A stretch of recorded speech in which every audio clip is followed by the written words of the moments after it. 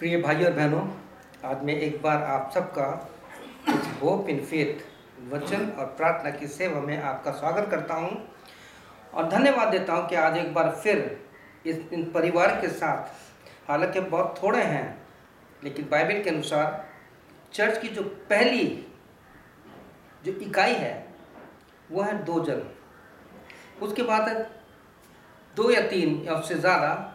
तो ऐसे में जब प्रभु यीशु के नाम से एक मन से इकट्ठे होते हैं तो प्रभु यीशु मसीह हमारे बीच में मौजूद होता है। ये मेरा विश्वास है, ये हमारा विश्वास है, जैसे बाइबल कहती है। आज मेरे साथ मेरे भाई पास्टर सिरिल जॉनसन हैं, प्रेज द लॉर्ड, जो मेरे साथ जयपुर से आए हैं, और हमारे साथ हमारा भतीजा है प्रेज द लॉर्ड, जो पूना में ही स्टडी कर रहे हैं, और हमारे साथ सारे बच्चे रेन से है जो इसी परिवार की बेटी है। हमारी बहुत छोटी सी बच्ची से ही तब से हमारे कांटेक्ट है। हम इनके घर आज प्रार्थना के लिए आए हैं, और जो आप इस संदेश को देखेंगे यूट्यूब पे, और आप जो हैं यहाँ पे बैठे हैं, पिता पुत्र पवित्र आत्मा के नाम से मैं आप सबका स्वागत करता हूँ और चाहता हूँ कि जब आज वर्शिप करते हैं, आराधना करते हैं, तो आइए हम सब आत्मा में एक हो जाएं। आज की सभा को, आज की सारी बातों को मैं पास्टर सिरिल जॉनसन के हाथ में सौंपता हूँ। आगे के कार्य को हम पवित्र आत्मा की अगुवाई में सौंपना चाहते हैं, ना तो बल से, ना बुद्धि से, ना ज्ञान से, केवल पवित्र आत्मा के द्वारा हो। प्रभु आप सबको आशीष दे, आमीन। प्रेज द लॉर्ड सबको। आइए हम आज की आराधना शुरू करें, और हम इससे पहले कि शुरू करें हम अपनी आंखों को बंद करेंगे, सरों को झुकाएंगे और प्रभु से प्रार्थना करेंगे मन की तैयारी के लिए, ताकि हम आत्मा और सच्चाई से उसकी आराधना कर सकें। हमारे महान जीवित प्रभु, हम धन्यवाद के साथ आपके पास आते इस समय और संगति के लिए, इस घर के लिए, इस छत के नीचे आपने हमें हमारे प्रियों के बीच में रखा, लाए प्रभु, कि हम प्रभु अपनी गवाहियों के द्वारा, वचनों के द्वारा, संगति के द्वारा, आराधना उपासना के द्वारा आपको ऊंचा उठा सकें, क्योंकि आप इसके योग्य हैं। प्रभु हम धन्यवाद देते इन सांसों के लिए, जिंदगियों के लिए, इस स्वास्थ्य के लिए आपने जिंदों की ज़मीन पर रखा, और प्रभु ये सौभाग्य दिया कि प्रभु हम अपने टैलेंट के द्वारा, अपने जीवनों के द्वारा, बदले हुए जीवन के द्वारा हम आपकी महिमा कर सकें। और प्रभु इन सारे भाई और बहनों के साथ मिलकर जो प्रभु इस प्रोग्राम को देख रहे, इस आराधना में भाग ले रहे, प्रभु विश्वास के आधार पर इस कैमरे के माध्यम से, प्रभु उन सबको भी आप आशीषित करें। हमारे बीच में उपस्थित हो, हम आपका वेलकम करते, हमें आत्मा में उभारें, ताकि हम आत्मा सच्चाई से आपकी आराधना करें। हमारे साथ हो, हमारी सहायता मदद करें। हम सब अपने आत्मा प्राण देखो आपके हाथों में सौंपते चाहते हैं, शुरू से अंत तक आप हमारी सहायता करें। धन्यवाद सत प्रार्थना प्रभु उद्धार करता यीशु मसीह के नाम से मांगते हैं, आमीन जी। आइए हम गीत गाएंगे, 2 गीत गाएंगे। यीशु मसीह तेरे जैसा है कोई नहीं, और हो तेरी स्तुति और आराधना। यीशु मसीह, यीशु मसीह तेरे जैसा है कोई नहीं, तेरे चरणों में झुके आसमां और महिमा गाए ज़मीन। यीशु मसीह तेरे जैसा है कोई नहीं, तेरे चरणों में झुके आसमां और महिमा गाए ज़मीन।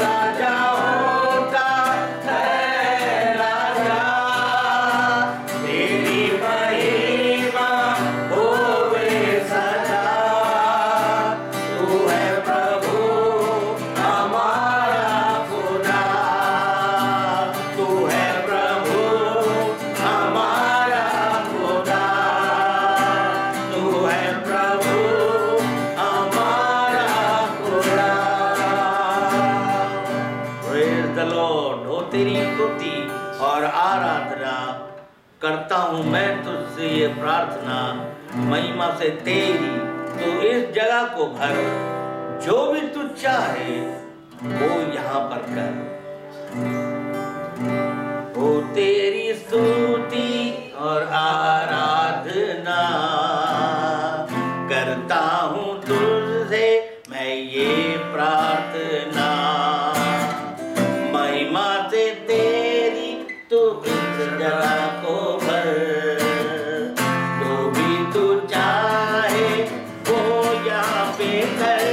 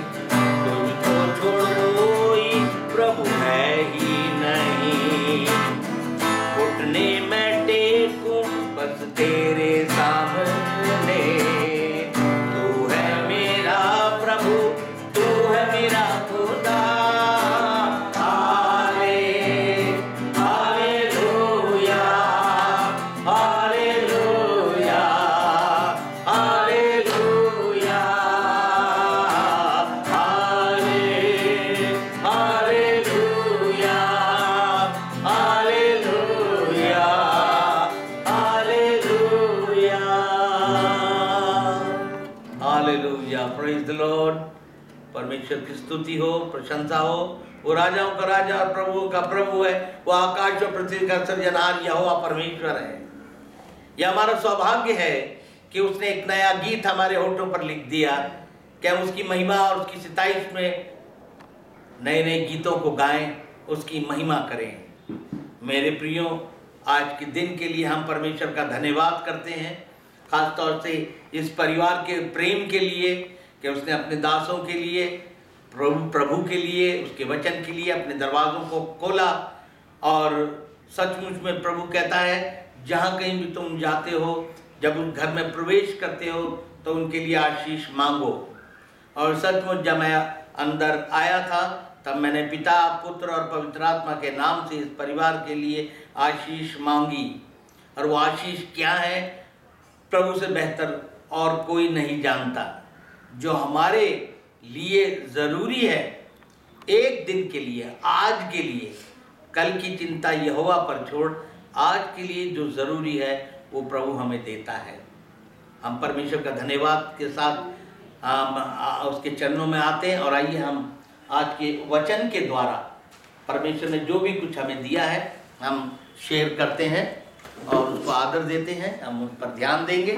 आज का वचन जो मैंने लिया है, पहला पत्रस उसका 4था अध्याय उसके 7वें पद से है। पहला पत्रस 4था अध्याय और उसका 7वां पद। और ये बहुत इंपॉर्टेंट है, इस पर हमें ध्यान देना पड़ेगा। और अगर आप इन बातों को सुनते हैं तो 1 पीटर 4 चैप्टर उसका 7 वर्स। यहाँ इस प्रकार से लिखा है, सब बातों का अंत तुरंत होने वाला है। सब बातों का अंत तुरंत होने वाला है, इसलिए संयमी होकर प्रार्थना के लिए सचेत रहो। सब बातें, जितनी भी बातें हम देखते हैं इस जीवन में, ये संसार बड़ी तेजी से प्रगति कर रहा है। लोग पैसा कमाने में और तरक्की करने में, बहुत अच्छी बात है, दौड़ा चला जाता है।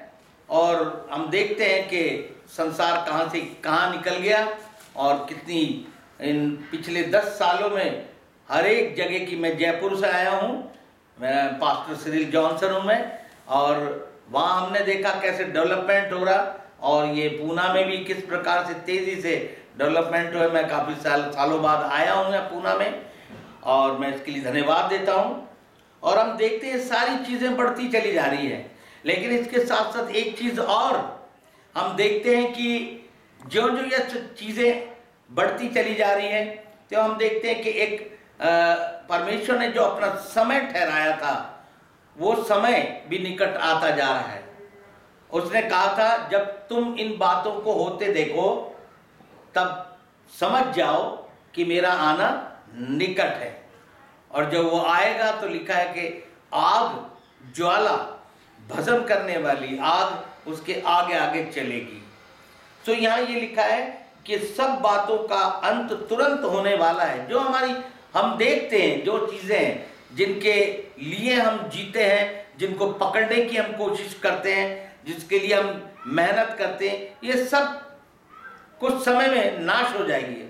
और हम नहीं जानते कि इस समय जब मैं मैसेज दे रहा हूँ, मैं संदेश दे रहा हूँ और हम सब सुन रहे हैं, इस समय वो समय आ जाए और प्रभु का आगमन आ जाए और रैप्चर हो जाए और हम सब उठा लिए जाएं। तो ये परमेश्वर का वचन कहता है, सब बातों का अंत तुरंत होने वाला है, इसलिए संयमी हो।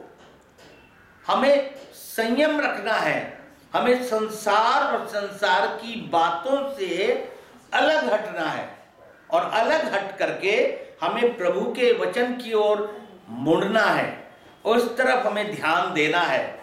और लिखा है, संयमी हो करके प्रार्थना के लिए सचेत रहो। प्रार्थना के लिए हम सचेत रहें, हम जागृत रहें। आप जानते हैं, जब यीशु मसीह ने जब उसका दिन निकट आ रहा था क्रूसिफिक्शन का, तब उसने अपने चेलों से कहा, मेरा जी घबरा रहा है और यहां तक कि मेरे प्राण भी निकलने वाले, क्या तुम मेरे लिए प्रार्थना करोगे? यूहन्ना, याकूब और पतरस तीनों जने थे। उनसे कहा, तुम यहां ठहरो, मैं भी प्रार्थना करके आता हूं। और प्रियो, बड़े दुख की बात है जब यीशु प्रार्थना करके आया, और हम जानते जब उसने प्रार्थना की तो क्या हो रहा था। उसने कहा, हे पिता, हो सके तो ये प्याला मुझसे टल जाए, परंतु मेरी नहीं तेरी इच्छा पूरी हो, ताकि सारी मानव जाति के कल्याण के लिए प्रभु यीशु मसीह अपने प्राणों को दे सके, अपने आप का बलिदान कर सके। और वो प्याला, मौत का प्याला पीना बहुत जरूरी था। कभी समय आया तो मैं आपको बताऊंगा उस प्याले में क्या क्या था। सो जब यीशु प्रार्थना करके आया तो क्या पाया? उसके चेले सो रहे थे। और प्रभु यीशु मसीह ने उनसे एक बात कही, और वो बात मैं आपसे भी कहना चाहता हूं, और हम सब यहां बैठे हमारे से भी। प्रभु कहता है, क्या तुम मेरे लिए एक घड़ी भी नहीं जाग सके? क्या तुम मेरे लिए एक घड़ी भी नहीं जाग सके? आज हम कितने व्यस्त थे सारी बात, और परमेश्वर का वचन कह रहा है ये सब खत्म हो जाएगा, ये शरीर से कोई लाभ नहीं। अगर हम खाएं तो कोई लाभ नहीं, और ना खाएं तो कोई नुकसान नहीं। प्रभु इसे और इसे दोनों को नाश करेगा। लिखा है, शरीर से कोई लाभ नहीं, ये तो मिट्टी है, मिट्टी में मिल जाएगी। उत्पत्ति उसका 3 अध्याय और उसके 19 पद में प्रभु यीशु मसीह परमेश्वर ने 3 बार आदम से कहा, तू मिट्टी है, तू मिट्टी में से बनाया गया है और तू मिट्टी में ही मिल जाएगा। हम मिट्टी मिल जाएंगे, ये सब चीजें खत्म होने वाली हैं। तो फिर क्यों? हमें समझदार होना है ना। हमें समझदारी से, यदि हम चाहते हैं कि यीशु मसीह के साथ हम स्वर्ग में जाएं और उस अनंत काल के जीवन में प्रवेश करें, तो हमें प्रियो अपने जीवन को अबाउट टर्न, बिल्कुल घूम जाना संसार की तरफ से, क्योंकि संसार की सोच, संसार की बातें, संसार के व्यवहार ये बदलता जाता है और वो विनाश की ओर जा रहा है। मैं आपके सामने देखिए 4 बातें रखूंगा, मैं 4 पॉइंट आपके सामने रखना चाह रहा हूं और बहुत जल्दी जल्दी रखूंगा ताकि आप उसका लाभ उठा सकें, आप जान सकें कि ये क्या चीज है। देखिए ना, सबसे पहले देखिए आप प्रेरितों के काम उसका 24वां अध्याय निकालिए, 24 उसका 24-25 प्रेरित 24-25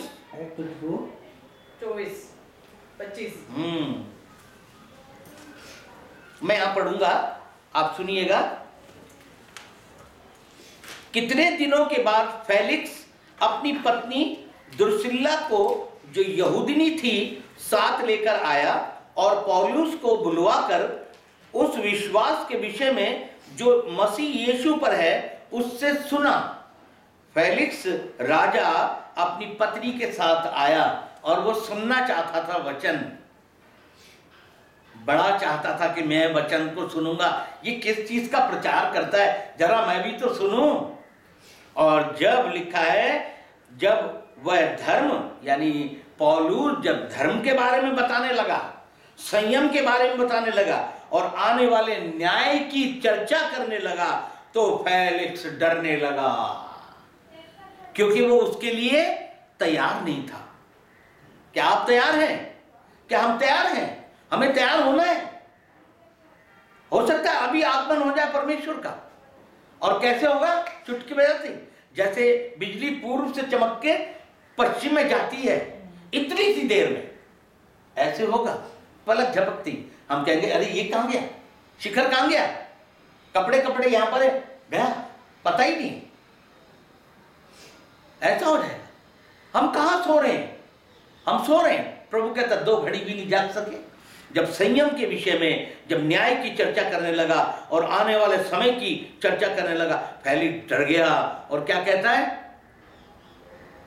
अभी तो समय नहीं है हमारे पास यार, इसको यहीं स्टॉप कर दे, बस कर, फिर कभी समय होगा तो तुझे बुला लेंगे, तब सुनेंगे। क्या कहता है? तो फेलिक्स ने भयमान होकर उत्तर दिया कि अभी तो जा, अवसर पाकर मैं तुझे फिर बुलाऊंगा, फिर बुलाऊंगा। बाइबल कहती है कल के विषय में मत सोच, कल के विषय में मत सोच, क्योंकि तू नहीं जानता आज दिन भर में क्या होने वाला है हमारे साथ। है पता है, मेरे सामने के सामने कितने लोग इस जीवन को छोड़ के चले गए, अच्छे भले चलते फिरते बहुत अच्छे से। ये ग्रेस है हमारे ऊपर, और इतना ग्रेस है, इतना अनुग्रह है हमारे ऊपर, आज हम वचन को सुन रहे हैं। अगर हम सो रहे हैं तो हमारे लिए घड़ी है जागने की, अगर हम लापरवाह हैं तो हमारी समझदारी की घड़ी है, हम समझदार बने।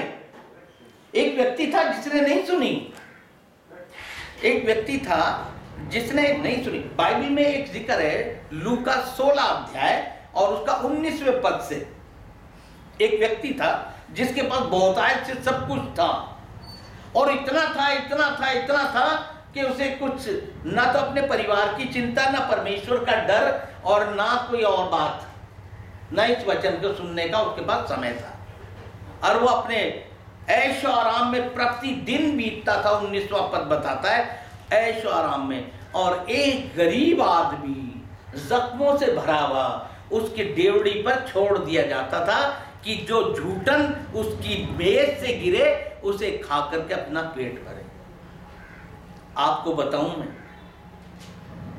वो ये जो धनी और जिसका नाम, और दूसरा व्यक्ति लाजर, इसकी कहानी जो परमेश्वर ने रखी है, हमें नहीं पता हमारे साथ क्या होगा, लेकिन ये बिल्कुल एकदम फैक्ट है। यदि हम आज लापरवाही से कहते हैं तब का तब देखा जाएगा, ये उन लोगों के लिए है, ये तब का तब देखा जाएगा। क्या देखोगे? 16वां अध्याय पढ़ लीजिएगा, आपको पता चल जाएगा क्या देखोगे आप। ना तो देखने का, ना सुनने का, ना सुनाने का कोई अवसर नहीं मिलेगा आपको। 4 बातें इंपॉर्टेंट है। देखिए, उसने जिंदगी भर परमेश्वर की तरफ नहीं देखा। आप मेरे साथ निकालिए 16 अध्याय, लूका 16 अध्याय, मैं पढ़ता जाऊंगा जल्दी जल्दी और आप देखेंगे इस बात को। यहाँ पर लिखा है कि कौन सा आता है? 16 लूक चैप्टर 16 और वर्सेस है 19। 19। एक धनवान मनुष्य था जो बैंगनी कपड़े और मलमल पहनता और प्रतिदिन सुख विलास और धूमधाम के साथ रहता था। उसकी जिंदगी ऐसी बीतती थी। और लाजर नाम का एक कंगाल घावों से भरा हुआ उसकी डेवड़ी पर छोड़ दिया जाता था, और वह चाहता था कि धनवान की मेज पर की जूठन से अपना पेट भरे, वरन कुत्ते भी आकर उसके घावों को चाटते थे। कुत्ते भी चाटते थे। आप ताज्जुब करेंगे कि इतना धनवान व्यक्ति होते हुए भी उसे इस गरीब की चिंता नहीं थी, इसकी सुधि नहीं थी। परमेश्वर हमें बहुतायत से देता है, तीमुथियुस भी कहता है और व्यवस्था विवरण भी कहता है। बाइबल का यह संदेश है कि वो हमें बहुतायत से देता है। इजराइलियों को बहुतायत से देता था और भरोसा करना सिखाता था। क्या भरोसा? उसने स्वर्गीय मन्ना दिया और उन्होंने कहा जितनी आज की जरूरत है प्रभु तुम्हारी जरूरतों को पूरा करेगा, उतना ही बटोरना। आज के लिए जितना जरूरी है, कल के लिए नहीं। कल के लिए भरोसा कायम रखना अपना परमेश्वर पे। कल की चिंता परमेश्वर करेगा हमारी, आज की चिंता, आज का दुख काफी है हमारे लिए, परमेश्वर का वचन कहता है। और ये सिखाया, और इस आदमी को इतना दिया कि उसने इस जरूरतमंद की कोई चिंता नहीं की, और ना उसके जीवन में परमेश्वर का भय था। सारी बातों का अंत तुरंत होने वाला, सारी बातों का अंत तुरंत होने वाला है। इसलिए हम संयमी हो, जागृत हो प्रार्थना के लिए, कहीं ऐसा ना हो वो दिन हमारे इस समय आ पड़े। पहली बात देखिए, हम उसकी तरफ देखना सीखें। हम उसकी तरफ देखना सीखें। अगर हमने आज देर कर दी तो फिर कभी नहीं देख पाएंगे, क्योंकि इस व्यक्ति ने कभी परमेश्वर की तरफ नहीं देखा। कब देखा? जब वो मर गया। जब वो मर गया उसके बाद लिखा है 23वें पद में, और अधलोक में उसने पीड़ा में पड़े हुए अपनी आंखें उठाई। इससे पहले उसके पास समय नहीं था। हम भी ऐसे तो नहीं है कहीं हमारे पर परमेश्वर का वचन पढ़ने का समय ही ना हो, प्रार्थना करने का, सचेत हो, सावधान हो, समय ही ना हो, और हम भाग दौड़ में, दुनिया की भाग दौड़ में, जैसे लोग हवा को पकड़ने के लिए, किसको? हवा को पकड़ने के लिए। क्या है? सबोपदेश का लिखने वाला, सबोपदेशक का लिखने वाला कहता है सब व्यर्थ है, सब व्यर्थ है हम जो करते हैं। इसलिए हम अपने विषय में सचेत रहें, अपने मन की बड़ी चौकसी करें, हम कैसा जीवन जी रहे। कहीं इस व्यक्ति की तरह तो नहीं बाद में पछताना पड़े। वहां देखने से कोई मतलब नहीं है। उसने आंखें उठाई। परमेश्वर का वचन कहता है कि इब्रानियों 12 अध्याय उसका 2 पद, अपने विश्वास के कर्ता और सिद्ध करने वाले यीशु की ओर ताकते रहो। किसको देखना? अपने विश्वास के कर्ता, सिद्ध करने वाले। एक बार की बात है, शाम का समय था, चेले नाव पे थे, इतने में देखा कोई आ रहा है चल के पानी पे। डर गए। उन्होंने कहा डरो मत, मैं हूं कर्ता, सर्वशक्तिमान प्रभु परमेश्वर, मैं हूं। उसका नाम मैं हूं है। 3 अध्याय निर्गमन का पढ़िएगा, 3 अध्याय, मैं हूं। उन्होंने कहा प्रभु तू है, तू पानी पे चल रहा है, मैं भी चलना चाहता हूं। पतरस ने कहा ठीक है चलो आजा। और पतरस ने यीशु की तरफ देखा और पानी पे पैर रखा। जब तक वो यीशु की तरफ देखता रहा तब तक वो पानी पर चलता रहा। लेकिन जैसे ही उसकी निगाहें तूफान पर गई, लहरों पर गई, हवा के थपेड़ों पर गई, वो डूबने लगा। और उसने किसको पुकारा? प्रभु मुझे बचा। प्रभु ने तुरंत उसका हाथ थाम लिया। कहां देखना है हमें? हमें कहां देखना है? हमारी आंखें कहां है? आज देखिए, मैं सच बता रहा हूं, लोग पूरी सर तक संसार की बातों में, विलासिता में डूबे हुए। अब टाइम नहीं है, मैं आपको और खुलासा करके बताता इसके बारे में, कैसा विलासी जीवन पसंद कर रहे हैं लोग, और बातों के लिए समय है उनके पास, लेकिन इसके लिए और मसीह की संगति के लिए समय नहीं है।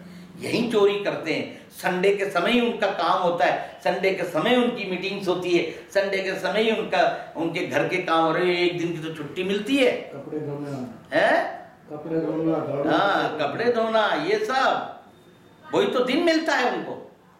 लेकिन याद रखिए, 1-2 घंटे चाहता है प्रभु, बाकी सारी जिंदगी तो हफ्ता भर तो हमारा है? लेकिन हम उसमें भी कंजूसी करते हैं। लेकिन प्रभु इन सब बातों का न्याय करेगा। ये व्यक्ति देखो, तड़प रहा है, जल रहा है, रो रहा है, बिलक रहा है, कह रहा है, इब्राहिम मेरे पिता, इसको भेज दे, मेरा जी सूखा जा रहा है। वहां आनंद थोड़ी है कुछ। एक व्यक्ति की गवाही है मेरे पास, जो दुष्टात्माओं का लीडर था और उसने नरक का अनुभव किया, वहां से यीशु उसको उठा के लाया। आज वो गवाही दे रहा है अपनी इतनी बड़ी सारी। शैतान के साथ मीटिंग होती है उसकी, बैठ करके शैतान साक्षात आता उसके साथ बैठता। देखो प्रभु ऐसा है, उसने कहा उसका प्रेम जैसा मैं समझ नहीं पाता, मैं नहीं समझता उसका प्रेम कैसा है। इतना महान प्रेम है, प्रेज़ द लॉर्ड, ऐसा प्रेम है उसके यीशु मसीह का। और उसका अनुग्रह इतना है कि वो गिरते हुए को उठाता है। पतरस को थाम लिया उसने, पतरस को थाम लिया। हम कहां देख रहे हैं? 121 कहता है भजन, मैं अपनी आंखें पर्वतों की ओर उठाता हूं, मुझे सहायता कहां से मिलेगी? मुझे सहायता प्रभु की ओर से, यहोवा की ओर से मिलती है। सो प्रियो, मैं यही कहूंगा कि आप अभी इस समय सचेत और सावधान हो। अगर आपका भी सांसारिक लोगों की तरह संसार को देखने में उसकी साड़ी मेरी साड़ी से ज्यादा सफेद क्यों है, इसी चक्कर में लगे हुए हैं। हाँ, यही तो हो रहा है, कंपटीशन है। लेकिन सब यही धरा जाएगा। सब बातों का अंत तुरंत होने वाला है, खत्म होने वाली है। ऐसा ना हो आप पछतात हो, क्या जब चिड़िया चुग गई खेत, क्या मतलब है? अभी है ना समय, हम परमेश्वर का धन्यवाद करें। सचेत और सावधान हो, अपने विश्वास के कर्ता सिद्ध करने वाले यीशु की ओर ताकते रहो। रोमियो 13:1, रोमियो 13:1 निकालिए। 13:1, 13 और उसका 11। और समय को पहचान कर ऐसा ही करो, इसलिए कि अब तुम्हारे लिए नींद से जाग उठने की घड़ी आ पहुंची है। नींद से जाग उठने की, कौन सी नींद? वो संसारिक नींद, अभिलाषाओं की नींद, शरीर की अभिलाषा, आंखों की अभिलाषा और जीविका का घमंड। पहला यूहन्ना 2 अध्याय उसका 15, 16, 17 पद। ये सब संसार की ओर से है। प्रभु कहता है इन पर मन मत लगाना, क्योंकि संसार की ओर से ही मिटते चले जाते हैं। जाग उठने की घड़ी आप पहुंची है, इसलिए क्या करना है? हमें प्रभु की ओर देखना है। अपनी आंखों को वहां पर ऐसे लिखा है, ऐसा उसका मतलब यह है, अपने विश्वास के कर्ता सिद्ध करने वाले यीशु की ओर ताकते रहो। जरा सा चूके डूबने लगेंगे आप, क्योंकि तुम्हारा विरोधी शैतान, पहला पतरस 5:8, तुम्हारा विरोधी शैतान इस ताक में बैठा है कि कब किसे फाड़ खाए। आप सोचते सब कुछ अच्छा चल रहा है, लेकिन आप नहीं जानते उसका काम आपके जीवन में हो रहा है। वो आपको बाइबल नहीं पढ़ने दे रहा, वो आपके अंदर सुस्ती ला रहा है, वो आपके अंदर लापरवाही ला रहा है, और फिर धीरे धीरे करके आपको ढीठ बनाता जा रहा है। आपको, आपके असर ही नहीं होता। इसलिए लिखा है अब तुम्हारे लिए नींद से जाग उठने की घड़ी आ पहुंची है। नंबर 1, हम परमेश्वर को अपने विश्वास के कर्ता प्रभु की ओर देखते रहे। नंबर 2, प्रार्थना करने का। हमने देखा कि इस व्यक्ति ने प्रार्थना की, है ना। लूका 16 में हम देखते हैं उसने कहा आंखें उठाई और दूर से इब्राहिम की गोद में लाजर को देखा और उसने पुकार कर कहा हे पिता। प्रार्थना की उसने, है। यहाँ पर हमने पढ़ा पहला पत्रस में हमने पढ़ा 4:7 में कि प्रार्थना करो, एक दूसरे के लिए प्रार्थना करो, ठीक है। आप पढ़िए मेरे साथ प्रेरितों 2:41-42, वहां पर प्रेरितों पहला दूसरा अध्याय चैप्टर 2, आप देखिए यहाँ पर लिखा है 41 और 42। सो जिन्होंने उसका वचन ग्रहण किया उन्होंने बपतिस्मा लिया और उसी दिन 3000 मनुष्यों के लगभग उनमें मिल गए। और फिर उसके बाद उन्होंने क्या किया? प्रेरितों से शिक्षा पाने, संगति रखने में और रोटी तोड़ने में और प्रार्थना में लौलीन रहे। लौलीन, देखिए प्रार्थना है, जरूरी नहीं कि आप यहां बैठे। हमने अभी 72 घंटे की प्रार्थना की थी, है ना। जयपुर में होती है, जीसस कॉल्स वाले आए थे हमारे यहाँ, तो हमने की थी। तो जगह जगह ग्रुप बन गए थे। इतने से इतने टाइम में फलानी जगह होगी, आप पहुंच सकते हैं तो पहुंच जाइए, और इतने से इतने में यहाँ होगी, इतने से इतने में होगी। 72 घंटे हमने बराबर प्रार्थना की इस तरह से। तो आप ऐसे भी कर सकते हैं ना, एक ही आदमी ना बैठे, है ना। बराबर हम प्रार्थना में लगे रहे, बहुत जरूरी है, क्योंकि एक प्रार्थना एक ऐसा है जिससे हमारा डायरेक्ट संबंध हमारे प्रभु के साथ होता है। डायरेक्ट हम बात करते हैं, और शैतान यही नहीं चाहता। शैतान नहीं चाहता कि हम परमेश्वर से बात करें। जब हम परमेश्वर से बात करते हैं, शैतान हिलता है, शैतान परेशान होता है। शैतान आपको प्रार्थना नहीं करने देगा।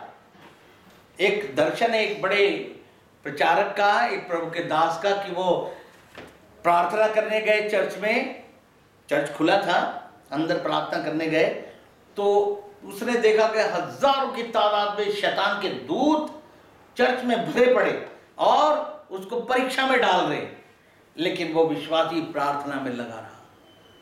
उसके बाद दर्शन देखा ने, तो उसके बाद एक नॉमिनल क्रिश्चियन आया जिसे बाइबल से कोई मतलब नहीं। चर्च कभी चले गए, जब अच्छा मौसम हुआ, तबीयत अच्छी हुई, लोगों से मिलने का मन करा, तो चर्च चले गए। चलो मिलके आएंगे लोगों से ना, वचन से तो कोई मतलब नहीं है ना। मौसम अच्छा है, अच्छा लग रहा है, तो चलो चलते हैं। वहाँ वो व्यक्ति प्रार्थना करने आया, तो एक ही शैतान का दूत वहां बैठा हुआ उसको परीक्षा में डाल रहा था। कहता कोई इसको ज्यादा दूतों की जरूरत नहीं है, एक ही संभाल लेगा इसको, तो है ना, इसको तो एक ही संभाल लेगा। लेकिन जब प्रभु के लोग जाते हैं, शैतान अपनी फौज को भेजता पूरी को।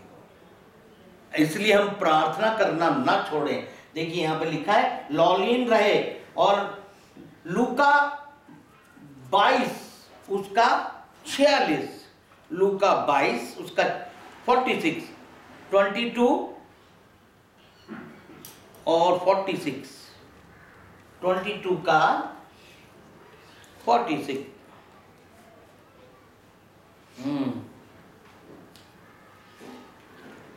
उठो, प्रार्थना करो कि परीक्षा में ना पड़ो,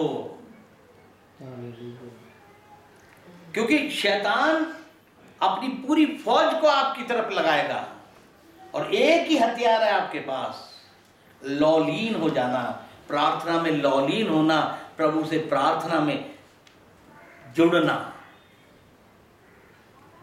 ऐसा ना हो कि तुम परीक्षाओं में पड़ जाओ। शैतान तरह तरह की परीक्षाएं आपके सामने लाता है, और वो कितने लोगों को बर्बाद करता है, आप देख सकते हैं।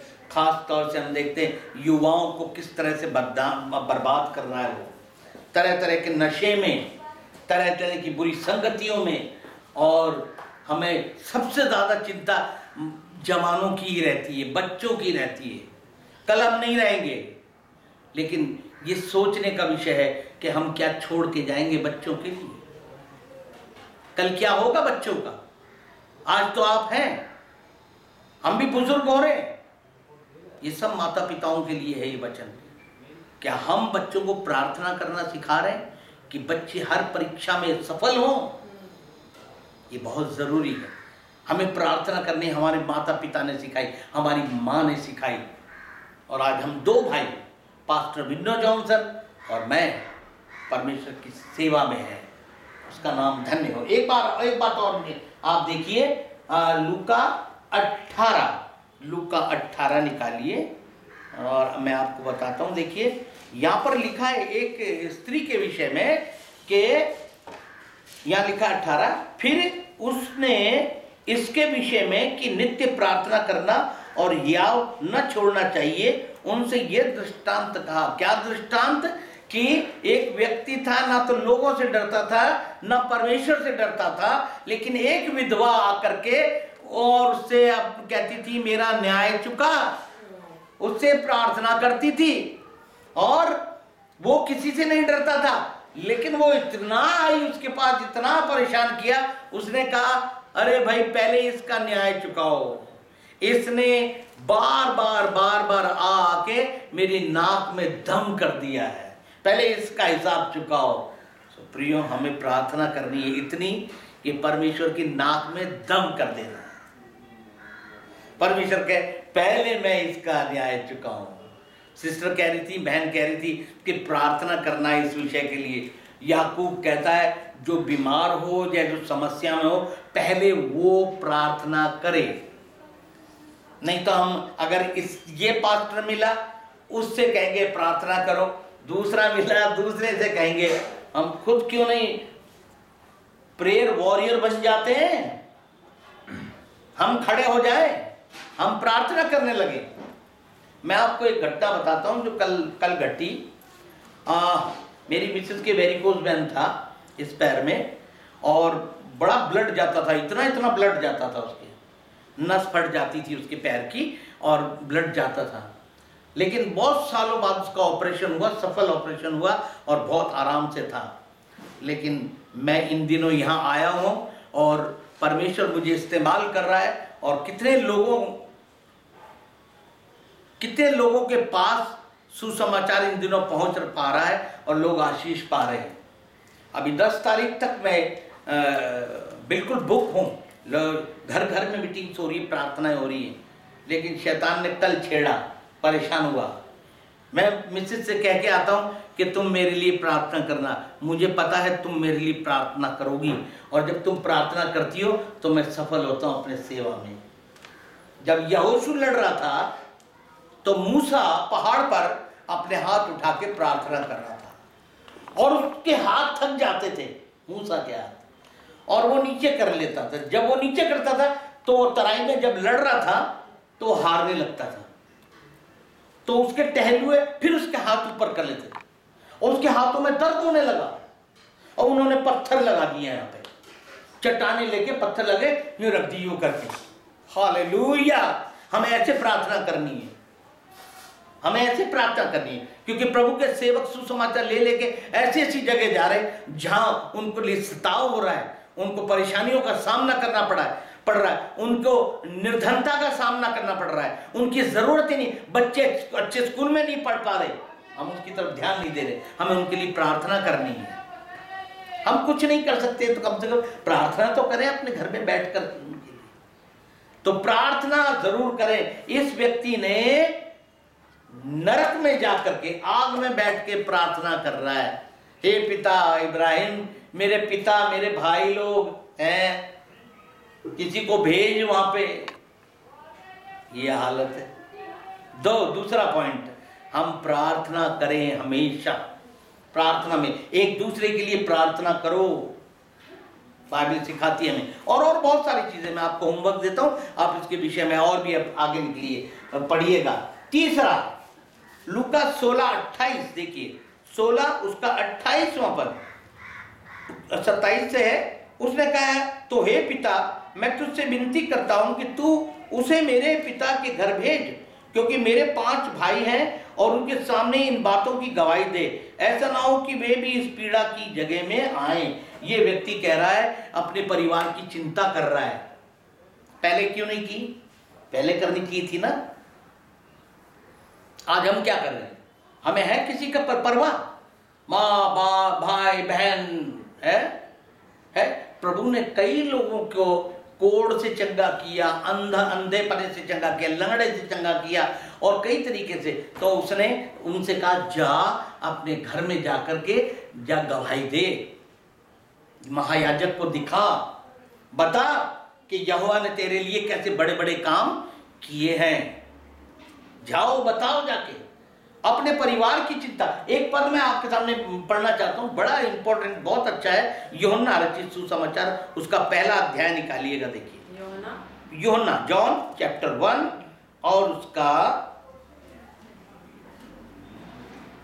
40-41 देखिए, और 40 से 42 तक।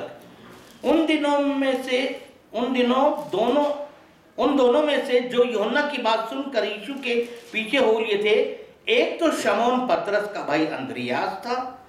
उसने पहले अपने सगे भाई शमौन से मिलकर उससे कहा कि हमको क्रिस्तुस अर्थात मसीह मिल गया। जब शमौन पतरस का भाई अंद्रियास मिला पतरस से, अपने भाई से, तो क्या बोला कि हमें क्रिस्तुस मिल गया है। और उसके बाद क्या करा? वह उसे यीशु के पास लाया। यीशु के पास लाया। हम कितनों को ला रहे हैं? यीशु के पास। हम कितनों को यीशु के पास ला रहे हैं? कहा, यीशु ने उस पर दृष्टि करके कहा कि तू यूहन्ना का पुत्र शमौन है, तू कैफा अर्थात पतरस कहलाएगा। और यही पतरस है जिससे प्रभु ने कहा कि मैं तुझ पर अपनी कलीसिया खड़ी करूंगा और अधोलोक के फाटक तुझ पर प्रबल ना होंगे। ये तो क्या हम अपने परिवार के प्रति चिंतित हैं? अपने बच्चों के प्रति चिंतित हैं? अपने बुजुर्गों के प्रति? किन किन लोगों ने प्रभु पर विश्वास नहीं किया? किन किन लोगों ने नया जन्म नहीं पाया? आज हमारे जवान ऐसे भटकते फिर रहे इधर उधर। क्या हमें उनकी चिंता है? हमें देखना, इस बात पर गौर करना है। ये व्यक्ति नरक में जाकर के, और ये बताना चाह रहा है कि हमारा कॉन्शियस, हमारा जो सोचने का है, हमारी मेमोरी है, वो कितनी बढ़ जाएगी और हमें सब कुछ याद आएगा कि जब बताया गया था तब तुमने क्यों नहीं किया। सारी चीजें तुम्हें बताई गई थी, है? तो ये बात है। आप देखिए चौथा पॉइंट और आखिरी पॉइंट, वचन देखिए 16 का 26। हाँ 16, लूका 16 का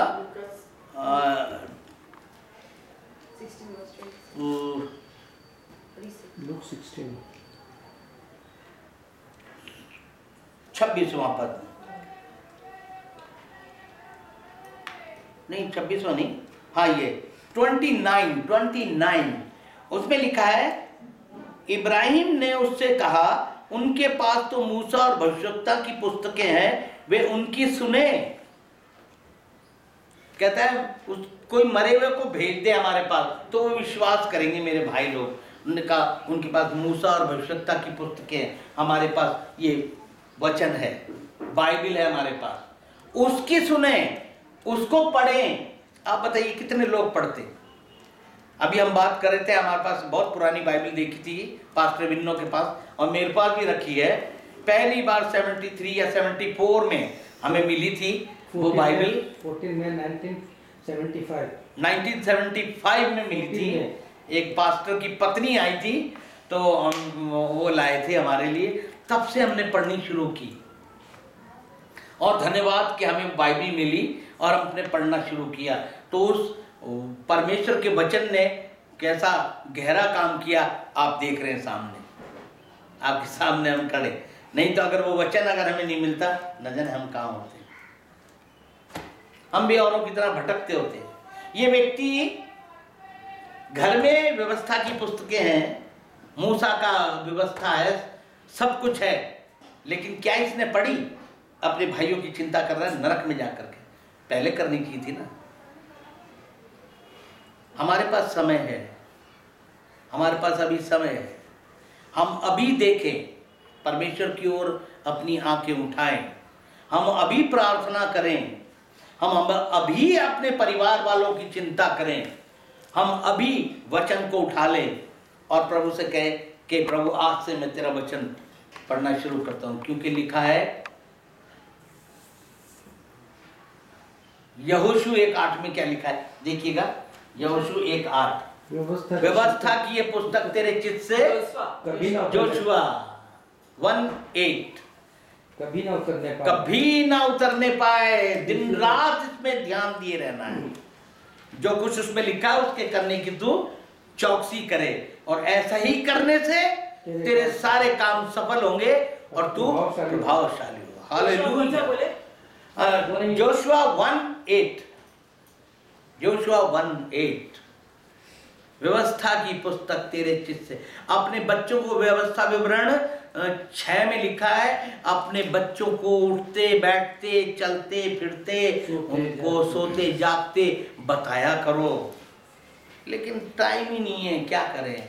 लेकिन माफ करना, टाइम अगर नहीं होगा तो एक दिन जो टाइम अगर आपके पास है वो भी ले लिया जाएगा और आप भी इस तरह से रोते तड़पते होंगे। लेकिन नहीं, मैं ऐसा नहीं कहता। परमेश्वर का अनुग्रह बहुतायत से है आपके ऊपर।